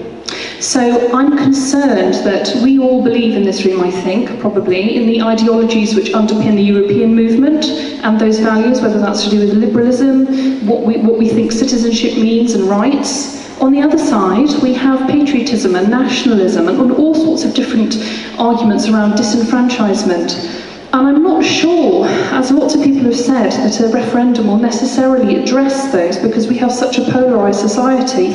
What I want to ask is, have any of you, or would any of you, support an alternative, which is perhaps a rather technical solution, called a citizens' assembly? Now, a citizens' assembly has been used very productively in the Republic of Ireland to address matters which are or have been hugely polarised, such as abortion. And this is where ordinary members of the public have come together in a group, been presented with evidence by different experts, and come to decisions which are then presented as options to the legislature. And I think that may be one way through this really difficult impasse that we've reached in terms of politics. So I want to ask whether you think that citizens' assembly idea might be a way forward, past ideology and to facts, and facts are on our side. So if we could go quickly round the panellists on the first question, and we're going to start with Sam, and move this way back to Stephen. If and when we get a second referendum, should 16 to 18-year-olds have the vote? Starting with Sam, please. Thank you, Maddie, and the answer is yes. It's been Lib Dem policy for ages. 16s and 17-year-olds should have the vote. In all elections, not just the referendum. One of the leaders of a youth organisation. My answer is pretty obvious. Basically, we are 16-year-olds are able to be economically active and contribute to the economy. Therefore, they should have a say with the biggest change to the economy, especially as they'll be living with it the longest. They're the most economically vulnerable. They're the ones who might be looking for jobs. So those who need funding for the universities, for internships, traineeships, apprenticeships.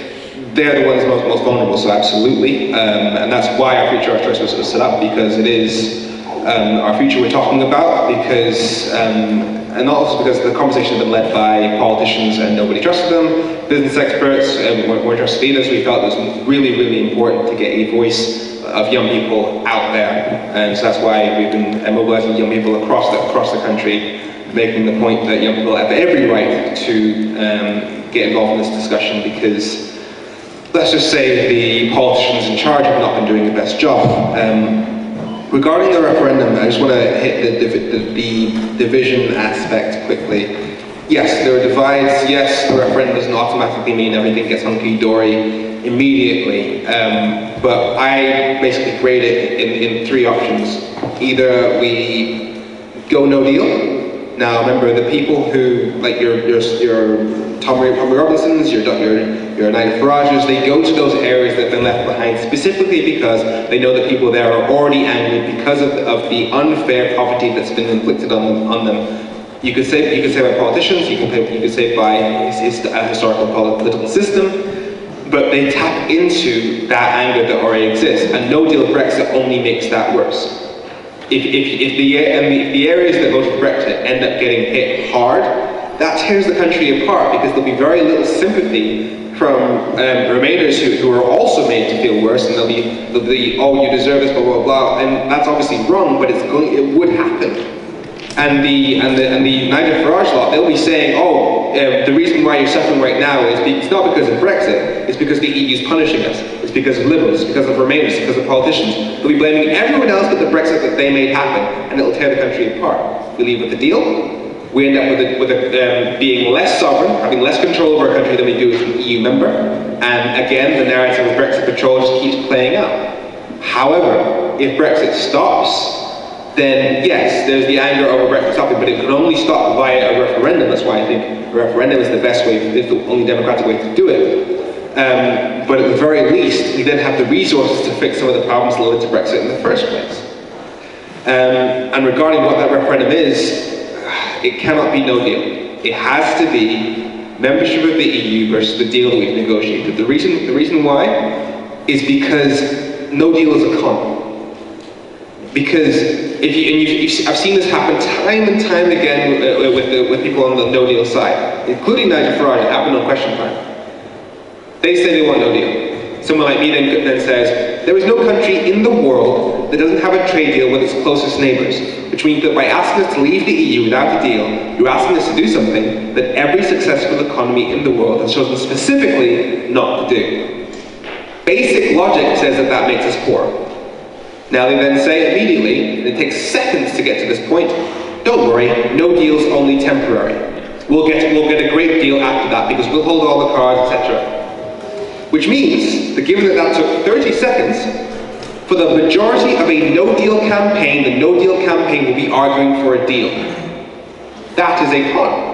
And worse still, it's a con that's already been exposed because they told us the exact same thing in 2016, only now they've been proven wrong. Because we saw what happened when we went up against 27 countries.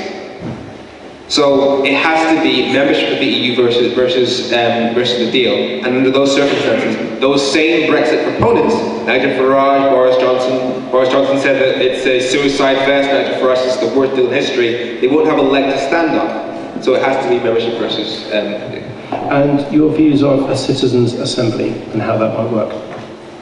I need to look into it more. They could not be the final arbiters of what happens with Brexit. They could only provide options to Parliament, because I don't think it would be seen as legitimate if it was only chosen by a select few. However, yeah, it's a way forward. I'm still believing that you can only solve this with a referendum, so if that's how you get to referendum, great, but a referendum has to be the only answer, because, I mean, I'll use the example of Northern Ireland. When they signed the Good Friday Agreement, they sent a copy of the Good Friday Agreement to every single voter in Northern Ireland and the Republic of Ireland, and then they had their referendum. So that people of Northern Ireland and the Republic of Ireland, they got to see the deal that they were signing before they actually signed it. We signed the deal and wrote the terms of that deal 3 years later. That is not a good way of contract. So, I mean, that's why I think the referendum is the most democratic way forward. Okay, thank you, Femi. Elizabeth, could I put the two questions to you? So, 16 to 18-year-olds having the vote, and how would a citizens' assembly work? Thank you for both of those questions. For the 16 to 17-year-olds, of course you should have the vote. If you don't think that 16 and 17-year-olds can be trusted with the vote, just look at how young people are approaching the other existential threat, which is climate change. We've got Greta Thunberg, who's been flying all over, well no, she's explicitly not been flying, she's been travelling all over the world, speaking to heads of state all over the place, just because she decided to get out there and start making her voice heard, even though she's too young to vote in Sweden. So of course you should get the vote. Will you get the vote? I don't know, because at the moment the government's position is that, put it this way, if a Leave supporting MP eventually comes around to the option of holding a second referendum, it will be in the hope that the vote is for the deal or no deal, so that politicians can then say, it's not our fault, whatever happens, you asked for it, you voted for it. And the same way, if people vote Remain, then they can say, it's not our fault that we didn't deliver Brexit because you voted for Remain. Does a government who knows that the Leave voters were on average older, are they going to want to let 16 to 17-year-olds have the vote? I don't know. But again, the only way you can actually make a difference is by making your voices heard otherwise than through votes before we have a referendum. Because Parliament will have to decide all of the details of how the referendum is held before in the act that sets out the referendum. So yes, you should. I don't know whether you will, but I hope so. On a citizens' assembly, thank you for setting out a few details about how that would actually work. Again, I don't know the precise workings of a citizens' assembly, but you did say that the plan that was arrived at in the citizens' assembly would then be taken back to Parliament for ratification. I think it's a good idea in theory. That one thing that you have to be wary of is that the pro-Leave, certain factions in the pro-Leave side, particularly Nigel Farage, the Brexit Party, anyone who is anti-establishment has been eroding the legitimacy of organisations like Parliament, of institutions like Parliament, institutions like the judges. Think of that Daily Mail front cover where judges are called enemies of the people. So if there is a citizens' assembly, then the legitimacy of the citizens' assembly will be conferred on it by Parliament, whose own legitimacy is being diminished day by day by people who want to present themselves as anti-establishment. So that there's a wider problem of eroding confidence in our institutions per se, and I think you'd have to think of that when you're considering how to resolve the situation, but it's a really interesting idea, and it might be a good way out of the deadlock that we find ourselves in.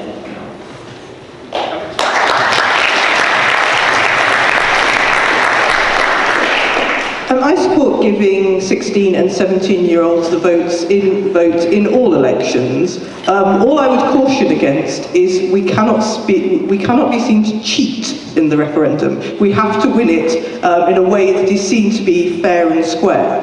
So I actually think we should probably have the same franchise as we had in the previous referendum, unless the franchise for the next general election is changed, in which case I think it should be the same as that. But we have to win that next referendum well if we are going to put this to bed for a generation, as I hope that we will. In terms of a citizens' assembly, I mean, I think there are benefits of it. I think anything that gets people talking to each other is a good idea. I think bringing in forms of evidence-based policy making is a good idea as well. I fear slightly it is a little late when it comes to Brexit, and the only way that we are going to overturn the results of the last referendum is to have another referendum. That is the only way that people are going to feel that that is legitimate. I also think that we shouldn't spend our whole time bashing the kind of political project. I actually think that there's a Britain out there that a lot of people, leave or remain, are very proud of. And I think once we start talking about our National Health Service, when we talk about the BBC, when we talk about trying to, improve transport systems, when things are being taken away from people in their local communities, things like magistrates' courts, Crown post offices, all the things that are disappearing at the moment, that kind of make up the fabric of towns and cities right across this region and the country. And I suppose what I think back to is that Olympic opening ceremony, which was about diversity, but which was also about unity. And I think there's a vision of Britain out there that we can talk about. And if we can frame our Remain campaign in a positive way that talks about whereby we take our narrative of Britain, which I believe is a patriotic narrative, because I'm pro-European, because I think it's the right thing for Britain, and I think it's the patriotic thing to be pro-European. So I think we need to weave into our narrative all the things that make people, whichever way they voted, proud of Britain, and look forwards in a hopeful way, and that is the way that we win a future referendum.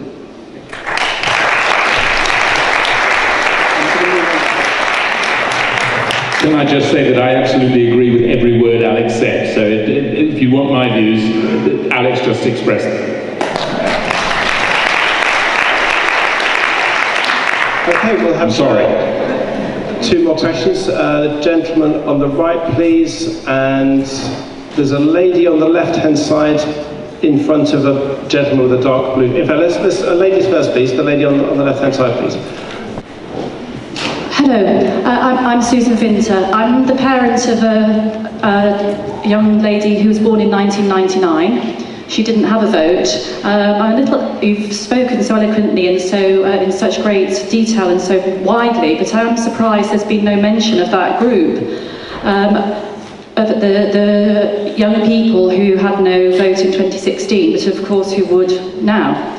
And how many are these cohort of people, and how would you engage them, and how would you actually get them into a voting booth, putting a cross on a piece of paper? Because those of us who know that age group may understand where I'm coming from when I say that although they may have excellent intentions, there are sometimes some barriers in getting them to the right place at the right time. Thank you. Thank you, Susan. And there's a gentleman on the right holding up the microphone. Yes, please. Yeah, so again, thank you for a great debate tonight. But as you've all said, we should be looking to the future. So I'm one of the organisers of Harpenden for Europe. We're always looking for ways to really help people to fight this. And we're in a huge fight. We've got 4 months until maybe the most catastrophic day of our whole lives, for us, and particularly for our children. So think big, think radical. Each of you, what if you, in your wildest dreams, would you want to see people like us doing? And just tell us. And what I'd also say to the audience here, and again, thank you so many of you for turning out tonight, it's amazing, is we are the leaders of Harpenden for Europe. We're trying to find ways of helping everyone fight this locally. So if there's ideas that you hear that you want us to progress, do shout. Thank you, John. Okay, so 2 questions. How do we engage and motivate young people to get involved and to vote? And what should we do next? And let's be ambitious as possible. So I can't think of a better person to put that question to than Femi. Well, as I said before, the reason why we do this is because there weren't young people in 2016 on the stage at all in this debate. It was conducted entirely between a generation that didn't really speak to us. And I think I was 25 at the time of the referendum, just turned 26. And yeah, I mean, I had 20 Twitter followers in 2016. And I was shouting as loudly as I could. I even bought a t-shirt from Primark, wrote EU questions, just asked, stood in the centre of Birmingham, and tried to get people involved in this. And it's gone from there to 188,000 Twitter followers today, because I realised that I had a right to get involved because I happened to study the right topic. But throughout this process, we've brought in more and more young people who didn't necessarily study EU law. They just realised, hang on, the politicians who are older don't necessarily know better. And we've got Theresa Villiers, who was Secretary of State for Northern Ireland during the referendum, saying that the Irish border arrangements had been broadly consistent for the last 100 years.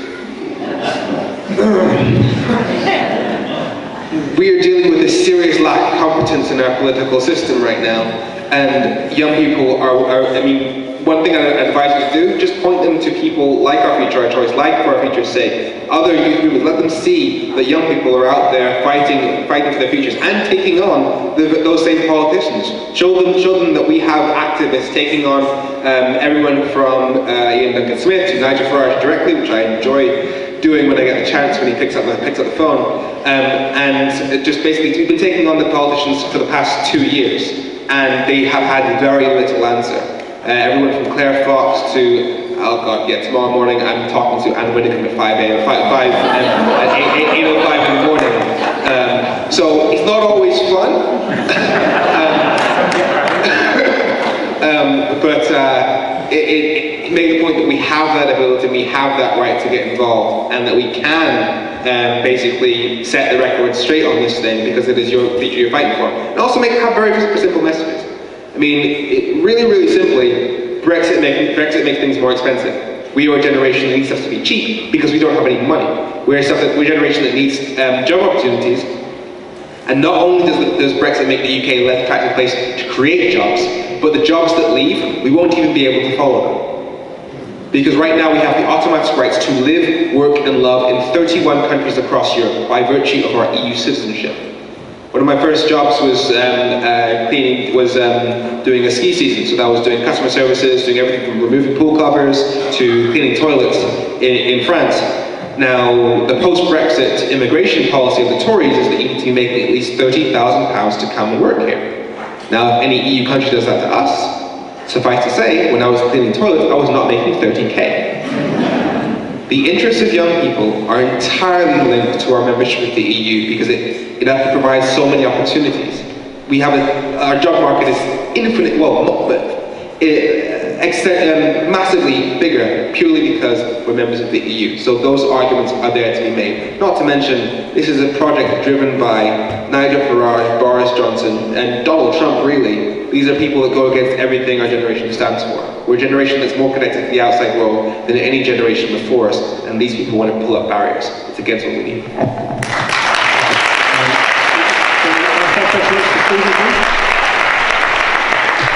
I want to build on what Femi said, really. What we're seeking to do is to build a message that is convincing to young people, but actually across the generations.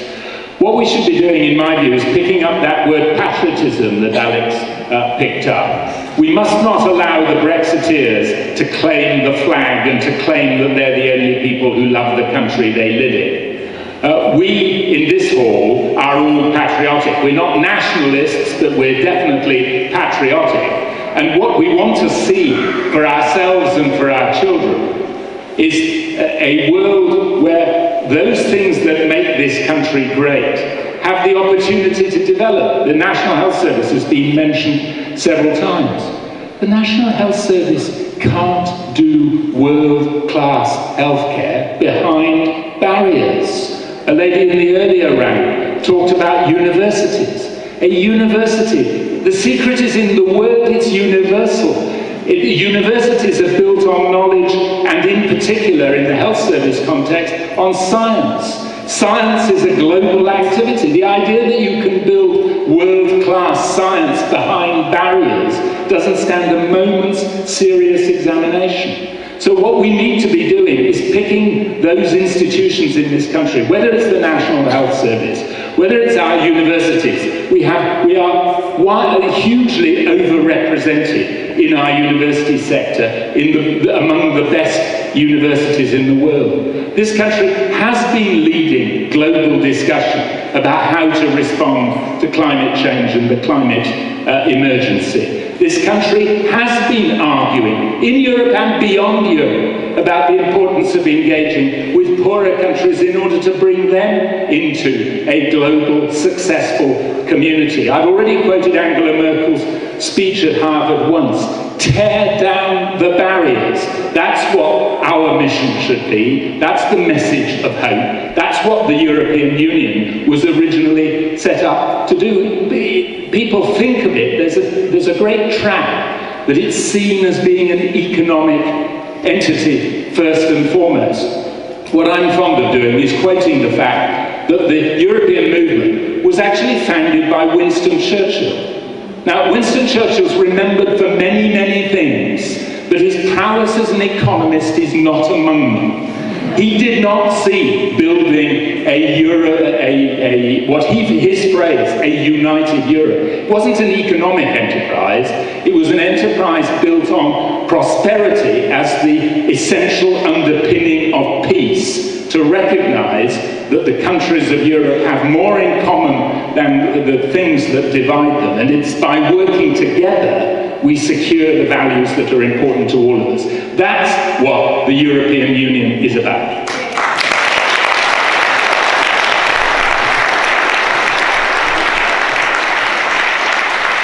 So I'm going to ask Alex and Elizabeth before coming back to Sam, but I'm particularly interested in the question about what should we do next, because this group in particular, Harpenden for Europe, it's an amazing team, and we've knocked on doors, we've distributed leaflets, we've been on the high street, we've marched in London, we've hosted events, and I think we're looking for what's that next step that we can go to have the impact and the breakthrough that we're looking for.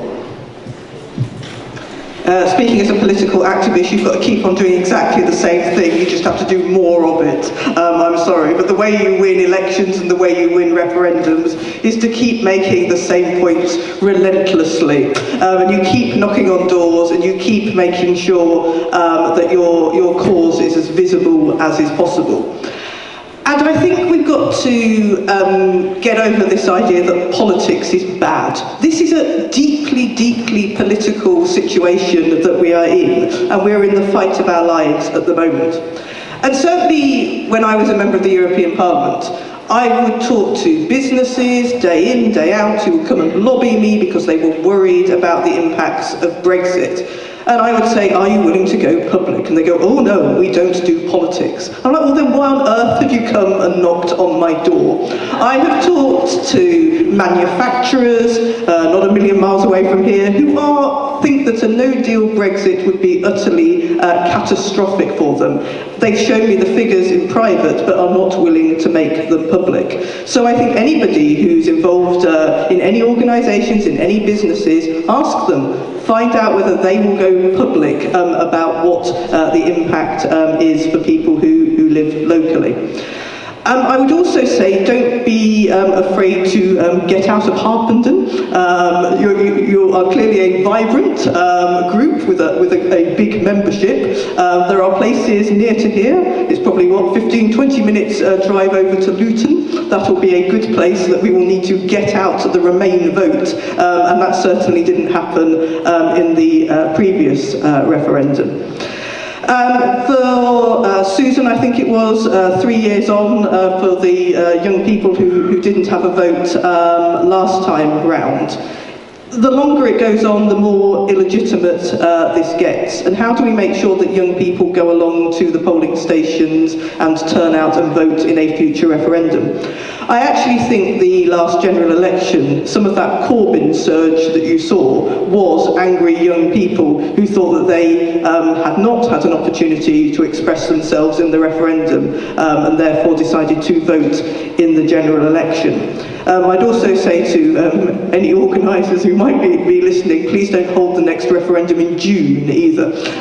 It would be much better if we held it outside of exam season and when university students are all in one place, so they're easier to gather together. There was a good moment 6 months or so ago when I think that the statistics showed that now more people had gone onto the electoral register who were probably in favour of Remain were now, because some people at the other end had died off, that it now looks like Remain would win a future referendum. I think we've got to talk about all the industries around here locally. We mentioned before about the universities who are struggling already to recruit the brightest and best from across Europe. The funding from Europe that goes into our universities is tremendous at the moment, and there are no guarantees that that goes forwards. Again, not far from here, you know, we've got vans being made in Vauxhall. Think of the tariffs that would be slapped on in the event of a no-deal Brexit. We've got satellites that are made in Stevenage. We've got a massive pharmaceutical industry across Hertfordshire and the east of England who will suffer huge, huge problems in the event of a no-deal Brexit, or actually pretty much any kind of Brexit. So I think we need to think about all of those things. I also think we need to think about the language that we're going to be using. I'm not too much really in favour of the word remains. I'm not sure it's a very good word, really. I kind of wished in the last campaign it had been sort of in or out, and I hope that we can end up with something better next time round. The kind of Brit in the campaign, I think I could get behind, but speaks to the patriotism point as well. And finally, leaving the European Union in any way, shape or form makes us weaker, poorer and more isolated. But there's always a reverse to that as well, and that is what we need to focus on, because staying in the European Union, taking a leading role in the European Parliament and the European Union makes us stronger, richer and more connected. And I think they're the things that you as an organisation need to be talking to as many people as possible in the short amount of time we have before this really comes to a head once again. Unlike the other members of the panel, I am not a politician or an activist. I am a lawyer, so I am first going to give you a bit of vaguely legal advice, not official legal advice. No deal might happen. I write blog posts every so often talking about the chances of no deal and what businesses need to do to prepare for no deal, solely in data protection and privacy terms, but accept that it's a possibility, and not only will that allow you to prepare for the possibility, but it will also give impetus to actions to stay in the EU, because we need to actually do something if we want to stay in the EU. In terms of what people in general can do, there's a march on the 20th of July that's being organised, so go to that, go to marches, talk to your friends, talk to your family, get them out if there's a vote, get them out if there's a march, get them out if there's an event. Just take part when things are being held, because people are holding things for you. The existence of this organisation proves that, the existence of the march proves that, and it was great last time there was a march in London. It was amazing, so I would encourage everyone in this room to go. For younger people, I think I possibly am the youngest person on this panel, so I don't know. So I first voted in the alternative vote referendum, and I voted to impress someone that I had a crush on at the time, and they explained why I should vote using words like bipartisan, and my heart was stolen, and I went and voted that very evening.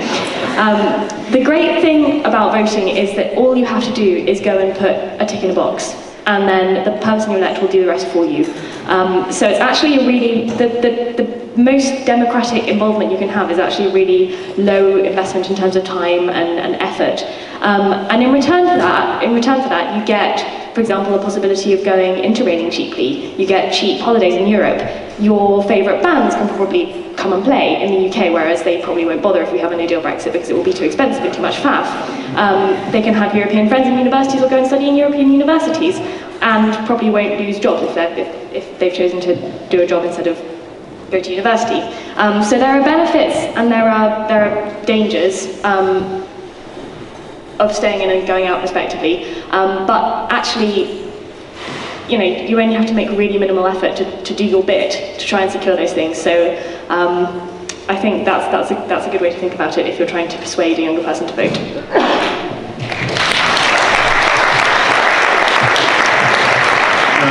We are coming to the end of the evening. What I'm going to do is ask one very simple question and ask for a very simple, hopefully one-sentence response from each of the panelists tonight.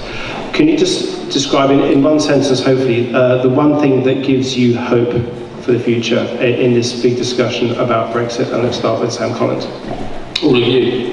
That's what gives me hope. Because look how many people are here discussing this. It's fantastic to see. But just one of the things I was going to say, I need you to all go and talk to your friends, particularly the young people. Talk to young people, just engage with them. Get them along, get them involved. If we can have I want to fill out every hall. We haven't got a bigger venue in Harpenden, but we're going to have to do this outdoors in August or something like that, Richard. But I want a bigger event, and we just need more of you involved, and that's what really inspires me to keep going. Okay, thank you. Stephen? I agree with that. I also think that if you think about what is likely to happen in September and October, then by one means or another, and who can know precisely how, as we were saying earlier, I think it is inconceivable that Parliament can find its way out of this logjam without taking it back to the people, which is why it's so important to do, as Sam says, to engage in organising against the probability of either a referendum or a general election. What gives me hope is the fact that you want to fight this next campaign on hope. And 1 million people were marching on the streets of London. Let's make sure we've got people marching not only in London, but in communities right up and down this country. I'm finding it very hard to think of something different to everyone else. Yes, I agree with everything that's just been said, and also the Remainer Now campaign and every prominent figure who started out arguing for Leave and is now arguing for Remain. That gives me hope that minds can be changed and there is a way forward. Thank you. Sorry, two things. One, that people are bored of this and want to move forward, and that people in real life are much more reasonable than what you see on Twitter or on Question Time. And that you can actually talk to them, that you need to be speaking to people outside, your friends and family who are in areas that are very, very far from here, and speak to them, that they actually will listen to you if you treat them with respect. The other thing that gives me hope is, and this is a weird one, politicians acting in their own self-interest. And it's because if you're an MP and you know that half of your constituency wants to take back control, the other half wants to stay in the EU, you can't vote for a deal that means you both lose control and are outside of the EU. So basic self-interest means they can't vote for the deal. As for no deal, obviously you lose your Remainers if you allow no deal. As for your Brexiteers, even many that say they want no deal now, when they start losing their jobs by 2022, they'll make you pay for it by screaming, "We didn't vote for this, you promised us a deal." So the self-interest of politicians leads the only way they can cover their own arses is to pass the buck to the people. And make them take responsibility. So I gain hope from their own self-interest. Okay, thank you. Well, let's finish there. I would like to say, just after this event, if you need to go away, go straight away, that's fine. But I think a number of us, including some of our panelists, will be staying around after to speak to you if you'd like to stay behind. And you're very welcome to do that for about another half an hour, 45 minutes before we're evicted from the venue. But on behalf of Harpenden for Europe and everyone in this room, I would like to say a huge thank you and express my gratitude. Please express your thanks to our panelists here tonight. Thank you.